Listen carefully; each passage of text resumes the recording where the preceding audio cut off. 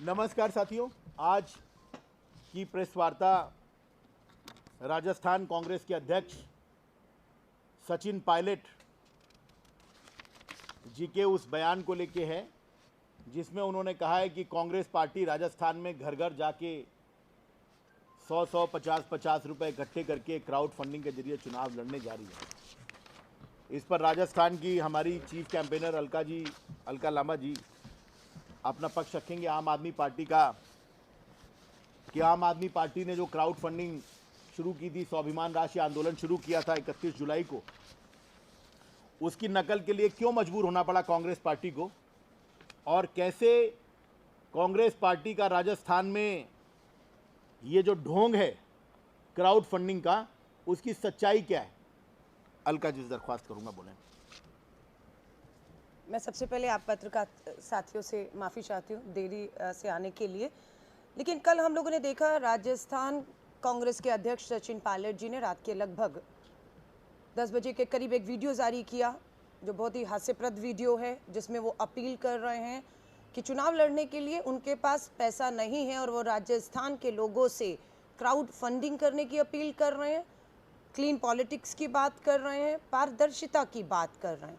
ये चौंकाने वाला इसलिए है क्योंकि अगर आप सचिन पायलट जी के खुद के ट्वीट देखें, वो अपने ट्वीट में लोगों को ये बता रहे हैं, I appeal to the people of Rajasthan to support the crowd funding initiative of Indian National Congress. जब हम इंडियन नेशनल कांग्रेस की साइट पे जाते हैं तो वो बताते हैं, हम राजनीति में वित्तीय पोषण को अधिक पारदर्शी बनाने के लिए कड़ा कदम उठा रहे हैं। राजस्थान कांग्रेस आगामी विधानसभा चुनाव, ये ट्वीट कब होता है? आज सुबह। यानी कि सचिन पायलट जो इंडियन नेशनल कांग्रेस का प्रयास और पहल बता रहे हैं, वो जब इंडियन नेशनल कांग्रेस की पहल नहीं है, वो केवल और केवल सचिन पायलट की अपनी पहल है।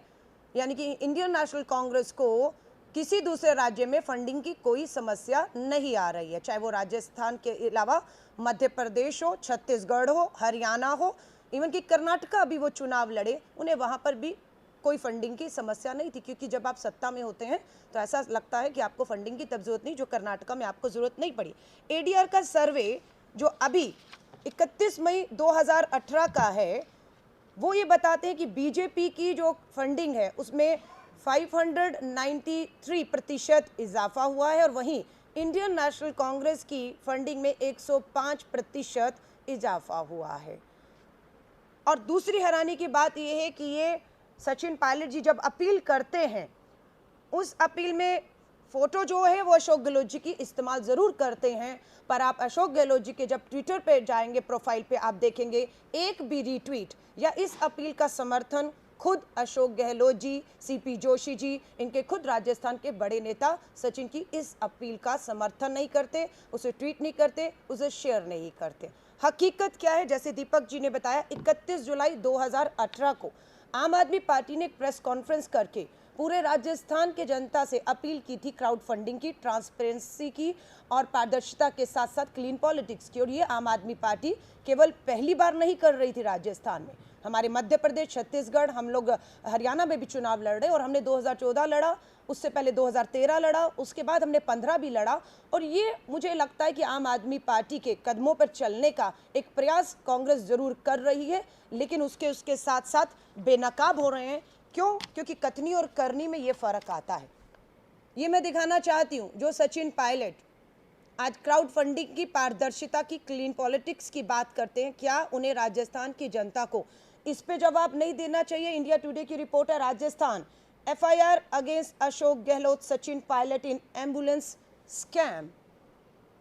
आप डायरेक्टर थे इसके कंपनी के, स्कैम हुआ, आपके नेताओं के नाम है एक एक राजस्थान के।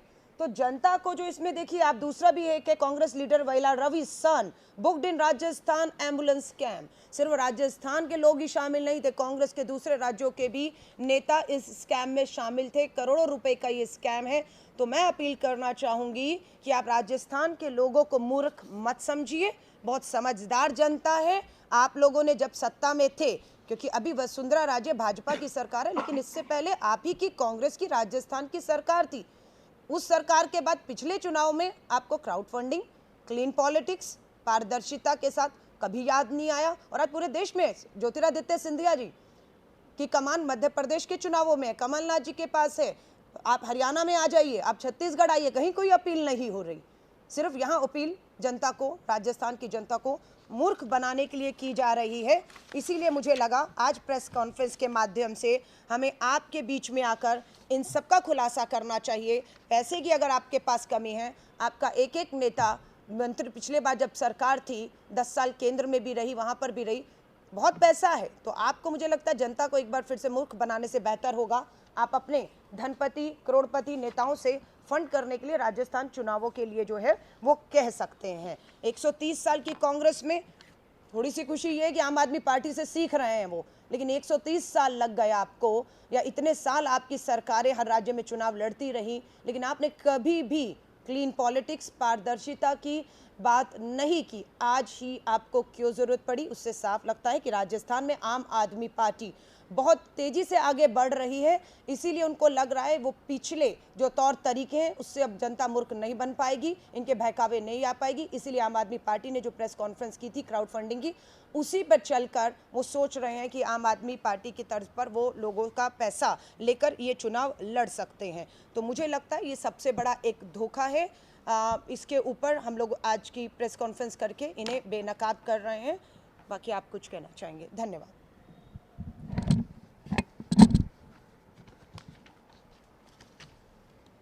मैं सचिन जी से ये अपील करूंगा कि अगर पैसे की कोई कमी राजस्थान का चुनाव लड़ने में आ रही है